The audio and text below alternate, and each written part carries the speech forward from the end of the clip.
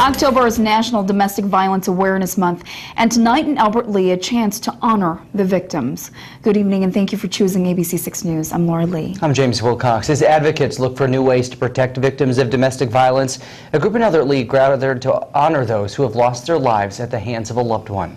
ABC 6 News reporter John Decott tells us how they're hoping to use stories of tragedy to inspire hope. Despite wind and rain, a group of about 40 dedicated men and women gathered in New Denmark Park in downtown Albert Lea Thursday to remember those who have lost their lives to domestic violence. Carolyn Fine Ramsey died from a gunshot wound. Kira Steger Trevino, St. Paul, died as a result of blunt force trauma. 38 people, both men and women, died because of domestic violence in 2013. Organizers of Thursday's event placed their names and stories along a walkway to remind passers-by of the danger faced by everyone in a domestic violence situation. We know that when a woman is in a domestic abuse situation, it can turn deadly at any time.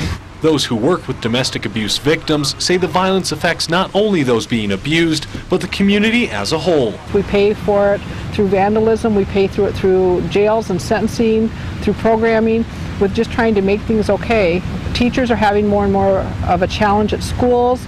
Given its far-reaching effects, advocates say ending domestic violence can't be accomplished by any one agency and will require everyone to speak up when they see signs of abuse. When you're seeing your neighbors being abusive, when you're seeing these things, that's when they're on their best behavior. You can imagine what it's like behind closed doors then for those family members. But advocates know ending violence is not only about changing behaviors, but about changing our culture. We have to partner and say, enough is enough in Freeborn County, enough is enough in Albert Lea.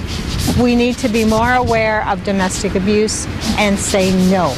In Albert Lea, John Decott, ABC 6 News.